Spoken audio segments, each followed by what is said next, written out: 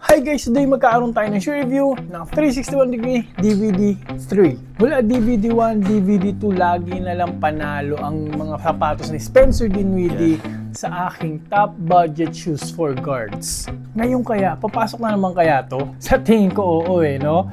Kaya guys, samahan nyo ako. I-review na natin to para malaman nyo kung bakit ko nasasabi yan. Let's go! Hey, I ain't never giving up. Said I never give up.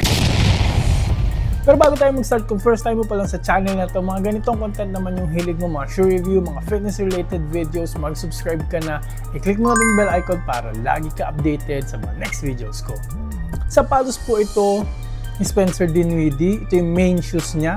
Ito mismo yung ginagamit niya sa game. So, NBA grade quality na to ng sapatos, no? Kumbaga, syempre kung ikaw NBA player ka naman, hindi ka naman siguro gagamit ng pipitsugin sapatos, di ba? Ang galing! Ang galing! Pero magugulat ka kasi nag-umpisa ito sa napaka-affordable na price. Parang nasa 2,900 pababa lang siya. Sub 3,000 pesos po itong sapatos na to. Unlike yung DVD 1, DVD 2, parang nag-start siya sa mga 3,700, 3,500, no? Ito nag-start na agad ng mababang presyo. So pasok na agad to sa budget shoes natin, no? Hindi, wow. Unang-una, no, isa siya sa mga pinaka-best looking na DVD. No? For me, ito yung pinaka-good looking actually sa kanilang tatlo. So, punta lang nga tayo sa aesthetic and material. No? Maraming colorway po na mapagpipilian dito. Low cut na naman po as usual. Guard po kasi Spencer Dinwiddie. Iba-ibang material po nandito. No? May suede, may leather, and may mesh material. So, ang kagandahan pag mga ganyan, no, may breathability and may support. Mamaya pag-uusapan natin yan. And ang kagandahan nito, no, aesthetic niya, yung shape niya, bago na naman, no? Wala na namang ginayahan. Lalo na yung green, meron pa akong yatang green ito. Napaka-good looking din ng green nito, no? May torsion plate din po siya. Inspired by a sports car nga daw.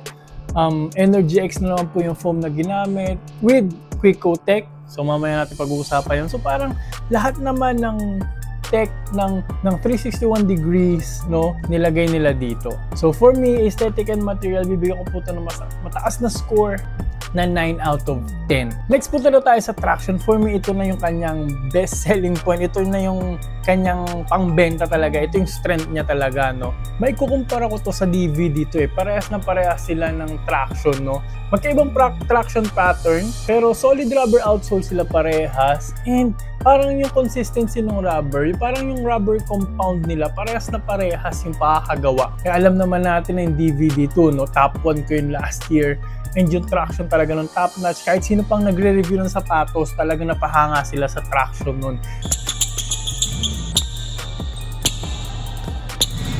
Actually, mga ibang nagre-review internationally, nagulat sila dahil napakakapit. Hindi nila ina-expect sa ganitong presyong sapatos. Pero yun guys, kung sinasabi kong kaparehas to ng Spencer Dinwiddie 2, yun din kaparehas din po siya, sad to say, ng durability ng traction, no? Though, magsishine po talaga siya indoor, pag in-outdoor nyo po ito, doon, medyo kabado ako sa durability nito. Medyo maliliit yung grooves niya and malalambot po ito. So, hindi po siya tatagal sa outdoor use talaga. So, kung talagang gusto nyo mag-outdoor use yung DVD team, yung gamitin nyo, yung budget shoes niya po, no? Pero yun nga guys, squeak ito. 10 out of 10 po yung squeak test ko dito.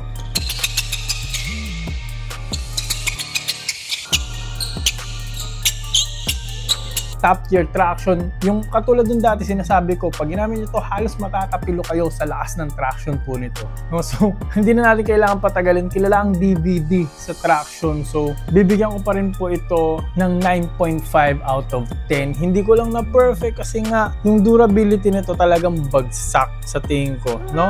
Mas maliliit pa yung grooves nito kaysa sa DVD to eh. Huwag kayo iiyak. Next punta na tayo sa safety and support. Parang for me, ito ang pinaka supportive na Spencer Dinwiddie ever. Kasi sa uppers pa lang niya, no, may iba-iba, no, suede ito, yung green ko nito parang synthetic yung leather na ginamit. So pag ganito kasi suede or synthetic leather, syempre very supportive naman po talaga. Saktong-sakto dito siya sa toe area, sa toe box. So very supportive yung paa ninyo, hindi maggagalaw-galaw sa mga crossover ninyo, no, mga jab step, euro step, covered po kayo dyan. And by the way guys, no, meron siyang torsion plate. Gusto kong makita yung pinaka-shape nito, pero I guess malaki po siya, no, kasi nakikita pa rin hanggang taas, hanggang dito, no, meron pang lumalabas na TPU torsion plate hanggang taas, hanggang toe area. So malaking torsion plate niya, maganda po talaga yung torsional support nito, yung twisting support, iwas tapilok po talaga. And yun nga, sinabi nila inspired by a sports car chassis po yung ano nito, no. So parang sinasabi nila talagang durable, may snapback talaga, madaming energy return. And yes, mamaya pag-uusapan natin yung sa cushioning, no, may maganda talaga energy return nito. And yung torsional support, malakas po talaga. Ang kapal naman kasi guys, no, ang kapal ng kanyang torsion plate. TPU plate lang po ito, no, pero it gets the job done. Okay pa rin, no? Kahit hindi siya carbon fiber. Plus ito, dito nag-shine, no? Ito yung kakaiba sa lahat. Kasi yung mga ibang DVD, hindi gaanong supportive sa my heel area, lalo na yung DVD 2SE, no? Pero guys, mahal na mahal ko yung sapatos na yun, no? Pero kung kunyari, forward kayo, gusto nyo gumamit ng DVD, pwede yung DVD 3 kasi yung heel area niya very rigid po talaga, no? Ito na yung pinaka-rigid sa lahat ng DVD. May TPU pa dito. Ang kapal-kapal ng TPU na yan, no?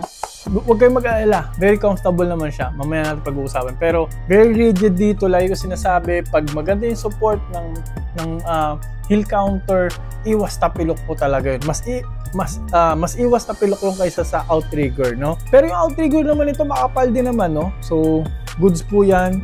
Very supportive po nga talaga. Pinaka-supportive na DVD shoes.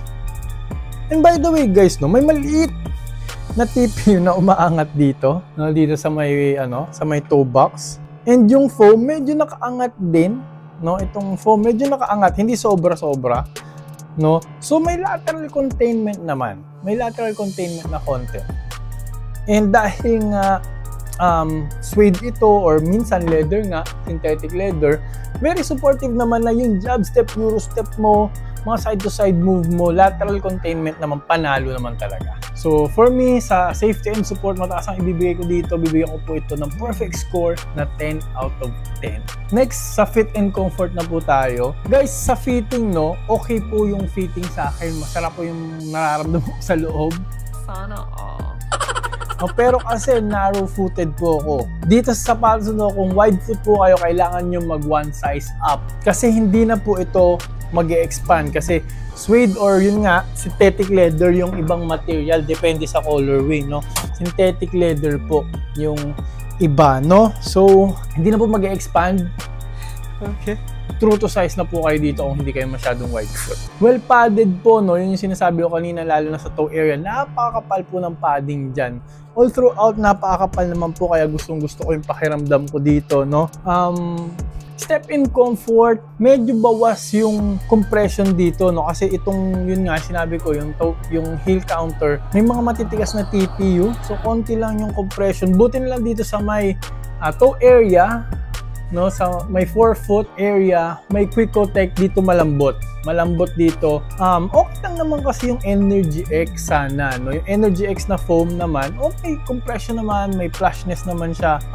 Pero kasi pag dinagdagan mo ng mga ganito kakakapal, kalalaki na TPU, minsan nawawala talaga minsan tumitigas na talaga siya. Pero kasi kung ikaw yung tipo ng point guard na gusto mo yung more on court feel, okay naman na to sa'yo, no? Magaan din po ito, guys, no? Kahit maraming TPU na makakapal dito, no?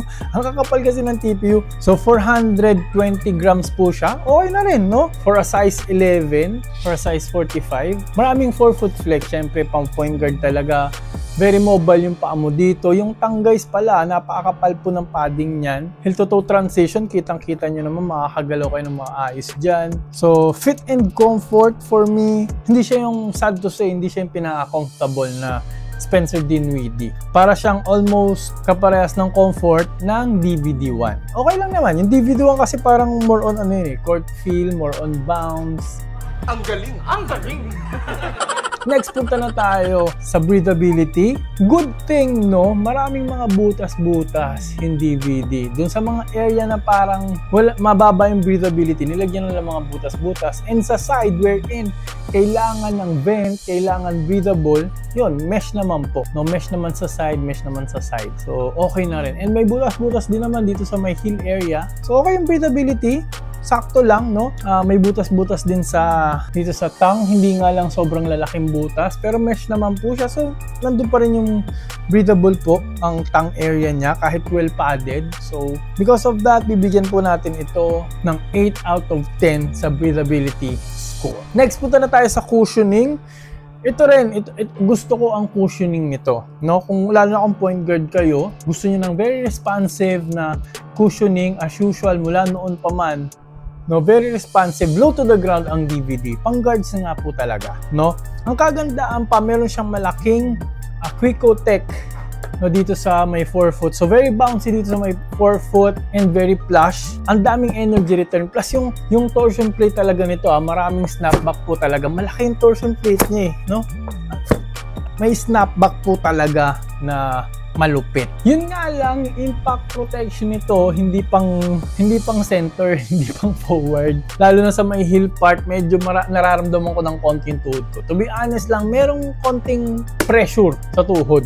No, kasi yun nga, wala nang compression halos dito dahil dito sa TP yung makapal na to. No, pero kung guard ka naman ng magaan, no, so masasuggest ko to sa 1, sa 2, okay na okay ka na dito. You will feel fast, you will feel quick, very responsive na sapatos, no, low to the ground. So maganda pa rin yung yung cushioning setup na to, no guys. Lalo na sa kanyang price point, hindi ka naman din mag-expect ng full length na Quick-O-Tech. To be honest din, para sa akin, sa plushness o no, sa impact protection yung DVD2. Pero kung sa bounce, mas gusto to. No, so may yung DVD2 kasi parang nasa full length pa rin na na Quick-O-Tech, pero parang palaman lang siya sa gitna, no? So full length pero parang palaman lang siya dito, no? Ito naman nandito sa 4-foot, no? So may pagkakaiba, pero yun nga, mas malaki naman yung torsion plate nito. So, kayong pipili talaga. Pero I guess pag mga guards talaga, more on bounce naman talaga yung pipiliin, di ba? So, because of that, cushioning, bibigyan ko po ito ng 9.5 out of 10 kasi hanga ako sa cushioning niya mula noon hanggang ngayon.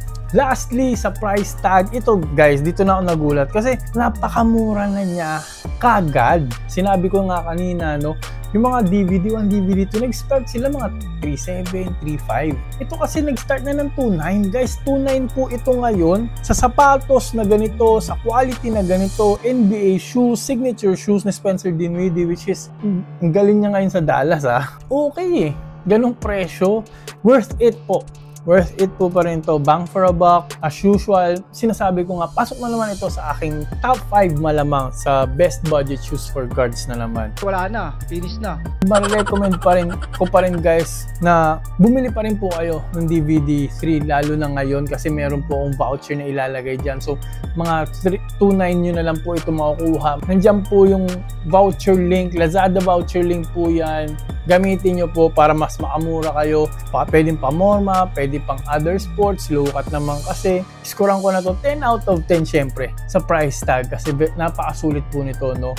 Mula noon hanggang ngayon, DVD, hanga na ako sa'yo na kumbaga consistent. And kung gusto niyo mapanood yung mga DVD pa, no, na ibang sapatos, ilalagay ko po yung link dito, pindutin lang po yan para mapanood nyo kaagad. And yung bilog dito, papindot na rin po para makasubscribe po agad kayo para laging updated sa mga next videos ko. Marami po salamat sa panonood. Mag-ingat po kayo palagi and lagi nyo rin po tatandaan to always drink your protein. Bye!